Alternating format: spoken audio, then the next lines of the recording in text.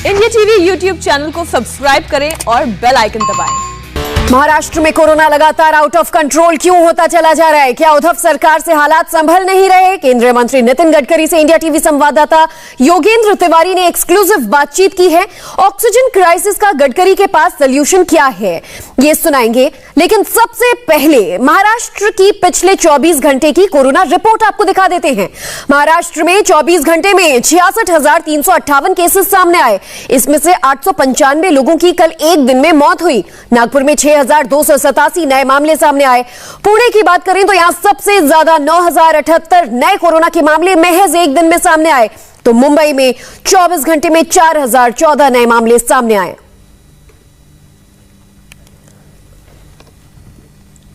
महाराष्ट्र के कोरोना संकट पर सुनिए नितिन गडकरी से एक्सक्लूसिव बातचीत। इन दिनों नागपुर के साथ साथ पूरा विदर्भ ऑक्सीजन के संकट से जूझ रहा था। केंद्रीय मंत्री नितिन गडकरी ने पूरे मैनेजमेंट को अपने हाथों में लिया। क्या है नितिन गडकरी का ऑक्सीजन मैनेजमेंट?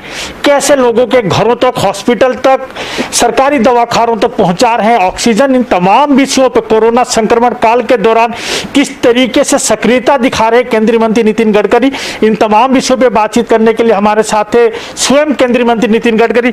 गडकरी जी, नागपुर के साथ साथ पूरा विदर्भ, महाराष्ट्र की यदि मैं बात करूं तो ऑक्सीजन के संकट से झेल रहा था।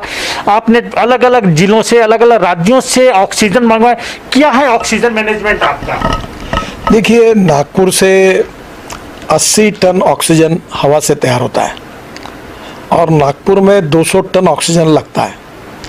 नागपुर से 10-10 टन ऑक्सीजन चंद्रपुर, गढ़चिरोली में कम जाता है। भंडारा, गोंदिया, वर्धा, यवतमाळ, अमरावती, वाशिम और अकोला तक जाता है, बुल्ढाना तक जाता है। तो विदर्भ ये ऑक्सीजन का सेंटर है और ऑक्सीजन जो आता है वो भिलाई से आता है, भिलाई स्टील प्लांट से। वहाँ भिलाई स्टील प्लांट से 110 टन का कोटा है और जो सेल का प्लांट है वहाँ से 30 टन का है, तो 140 टन आता है। पर बीच में ये हुआ कि ये जो लाने के लिए हमारी जो ट्रक थी, ट्रांसपोर्ट सर्विस यही नहीं थी। हमने 60 ट्रक विशाखापट्टनम से लाए। अब उसके बाद में ये ऑक्सीजन आया। कुछ ट्रक आती है, कुछ जाती है, उसमें अड़चने आई और इसके कारण काफ़ी तकलीफें आई। करीब काफ़ी लोगों की मृत्यु हुई है कि जिनको हम ऑक्सीजन नहीं दे पाए, इसका हमको दुख है। पर एक बात का समाधान है कि ऑक्सीजन अब पूरी तरह से आया और जो कोशिश की इसके कारण हज़ारों लोगों की जान भी बची है। अब हम कल से ऑक्सीजन में सेल्फ सफिशिएंट हो जाएंगे। हमने सिलेंडर्स भी बाहर से लाए क्योंकि सिलेंडर नहीं है, ऑक्सीजन नहीं, तो बेड नहीं बढ़ रहे थे। और इसमें अब एयर से ऑक्सीजन बनाने के बारे में हम लोग सोच रहे हैं। हमने 3 प्रकार की योजना बनाई है। एक इमीडिएट में ऑक्सीजन का ट्रांसपोर्ट करना, ऑक्सीजन के सिलेंडर भरना और ऑक्सीजन को जगह तक पहुंचाना। ये इमीडिएट उसका है जो 200 टन पर डे ये हम पूरा करेंगे। छिंदवाड़ा को भी हम 10 टन ऑक्सीजन यहाँ से देते हैं। और दूसरी बात हमने की है कि आने वाले इसमें लॉन्ग टर्म प्लानिंग में हम हमारा एम्स का हॉस्पिटल, मेडिकल मेयो, जहाँ 400 है, 1000 बेड है, ऐसे हॉस्पिटल है, उनको हमने ये मैंडेटरी किया कि आप अब हवा से ऑक्सीजन बनाने का प्लान डालो और 50 के ऊपर जो भी प्लांट है, पेशेंट है, वहाँ भी अब हवा से ऑक्सीजन बनाने के डालने के बिना कोई पर्याय नहीं है। ये किए बिना हम बचा नहीं पाएंगे। दूसरा, हमने 5000 ऑक्सीजन कॉन्सेंट्रेटर लाए। उसमें से अभी कल 1000 आएंगे, करीब 500-700 आए। और जो देहात है, तहसील प्लेस, नगर परिषद प्लेस, वहाँ के छोटे छोटे हॉस्पिटल को हमने दिए। उन्होंने काफ़ी लोगों की जान बचाई। आज मेयो में इसका उपयोग हो रहा है। करीब 150 वेंटिलेटर आए अभी और हमने करीब 500 का ऑर्डर दिया, वो आ रहे। जैसे आते वैसे हम सब हॉस्पिटल को दे रहे, प्राइवेट हॉस्पिटल को भी दे रहे, गवर्नमेंट हॉस्पिटल को भी दे रहे, ऑक्सीजन कॉन्सेंट्रेटर भी दे रहे। और अभी जो रेमडेसिविर जो है, इसकी भी फैक्ट्री अभी हमारे यहाँ जो हमने परमिशन मिला के दी है, उसका शुक्रवार से प्रोडक्शन शुरू होगा। पहले ये 14 दिन रखना पड़ता था, अब 7 दिन की परमिशन मिली है। और 7 दिन के बाद अभी अगले शनिवार को, यानी इस शनिवार से अगले शनिवार को हमारे पास रोज के 30,000 इंजेक्शन तैयार होंगे। और फिर पहले हम हमारे क्षेत्र में, विदर्भ में, और बाद में महाराष्ट्र में, और फिर देश में जहां आवश्यकता होगी उसके में कलेक्टर के द्वारा उसका डिस्ट्रीब्यूशन करेंगे। और ये सेकंड वेव हुई है, पर थर्ड और फोर्थ वेव भी आ सकती है। इसकी तैयारी करने के लिए हमको दवाई, ऑक्सीजन और बेड, इसके बारे में अभी भी तैयारी करके रखनी पड़ेगी, ताकि आगे हमें हमारा ऐसा कोई संकट आता है तो उसका हम सामना ठीक से कर सकेंगे। नितिन जी, नागपुर के साथ साथ पूरे भारत में बेड और ऑक्सीजन की कमी देखी गई, तो क्या हमारी तैयारी उस तरीके की नहीं थी? देखिए, ये संकट अनएक्सपेक्टेड था और कल्पना ही नहीं थी कि इसका शॉर्टेज हो सकता है, क्योंकि आज तक क्या होता है कि ऑक्सीजन ये बाय प्रोडक्ट है स्टील प्लांट का। तो स्टील प्लांट में आता था, सरप्लस था, काम जमता था, कोई प्रॉब्लम नहीं आई थी।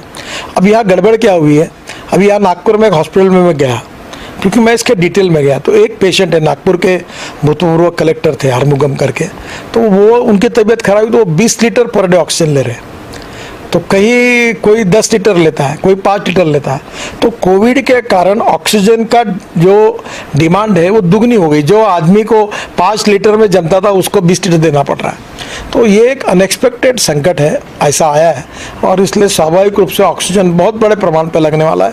और इसलिए अब तुरंत हमने सब जगह पर, मैं अपील करूंगा कि 50 बेड के ऊपर जिनके अस्पताल है वो एयर से ऑक्सीजन बनाने का तुरंत यूनिट ले ले और ऑक्सीजन कॉन्सेंट्रेटर बड़े प्रमाण में खरीद ले, ताकि ऐसी दिक्कत अगर आती है तो हम लोगों की जान बचा सकें। अपने लोगों से अपील की कि सामने आए, ऑक्सीजन प्रोवाइड करें। उसमें एक व्यक्ति का नाम आया जिसने अब तक 1 करोड़ रुपए से ज़्यादा का खर्च किया है, प्यारे खान। जब मैंने उनसे बातचीत की तो उनका कहना है कि आपने उनसे कहा कि सामने आओ, ऑक्सीजन की काफ़ी ज़रूरत है। प्रतिदिन कितने टैंकर्स वो ला रहे हैं, आप किस तरीके से प्रोत्साहित? देखिए, प्यारे खान जी अच्छे बड़े ट्रांसपोर्ट में 2000 ट्रक उनके पास है, पर उनमें सामाजिक संवेदनशीलता है और मेरे उनके घनिष्ठ संबंध है। मैं जो भी बात करता हूँ, पैसे भी नहीं चाहिए ऐसा उन्होंने मुझे कहा ऑक्सीजन के लिए। उन्होंने 60 ट्रक लाए और 60 ट्रक ने भी पिछले 10-12 दिन से उसका ट्रांसपोर्ट हो रहा है। अगर ये 7 ट्रक नहीं होते और ये 70-80 टन ऑक्सीजन नहीं आता तो आप कल्पना कर लो कि विदर्भ में क्या स्थिति होती। तो प्यारे खान ने बहुत अच्छा काम किया। अभी 3-4 ट्रक और जाए, एक बेल्लारी से हमने ट्रक लाए थे 2, वहाँ से ऑक्सीजन लाया। अभी एक अंगुल से, बोकारो से, राउरकेला से, फिर विशाखापट्टनम से ऑक्सीजन लेकर आए। तो हमने ये कहीं भी करके लोगों की जान बचाने के लिए ऑक्सीजन लाने में उनने बहुत सहयोग किया। अभी ऑक्सीजन के लिए जो क्रायोजेनिक टैंक, ये कंटेनर, तो उसको ढूंढ रहे थे। एक कंटेनर में 20 टन ऑक्सीजन आता है, उसके सिलेंडर में से 2 कंटेनर 40 टन आता है, तो ये देश में नहीं थे।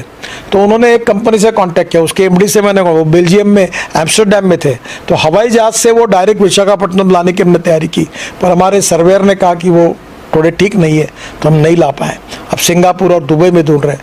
हमने अमेरिका से अभी 1500 एयर ये ऑक्सीजन कॉन्सेंट्रेटर लाए। अभी मैंने हमारे हवाई वाहतुक मंत्री जो है पुरी साहब, उनसे बात की, एयर इंडिया के फ्लाइट से फुकट में वो हमको नागपुर तक पहुंचाने का उन्होंने हमको आश्वासन दिया, और इसलिए वहाँ से हम कलेक्ट करके भी ला रहे हैं। तो एक तरफ से ये बहुत बड़ा संकट है, हमें लोगों की जान बचानी है। और मैं ये कहूँगा कि हमारी सबसे बड़ी आवश्यकता है, चाहे डॉक्टर हो, चाहे सफाई कामगार हो, चाहे पुलिस कर्मचारी हो, चाहे सामाजिक कार्यकर्ता हो, चाहे राजनीतिक नेता हो, ये संकट का समय है।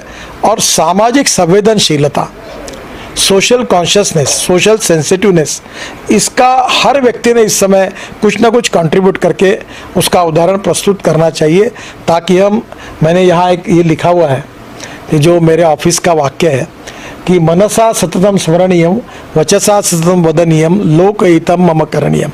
और दूसरी बात मैं अक्सर याद रखता हूँ कि वही मनुष्य है कि जो मनुष्य के लिए मरे, यही पशु प्रवृत्ति है कि आप ही चरे, वही मनुष्य है कि जो मनुष्य के लिए मरे।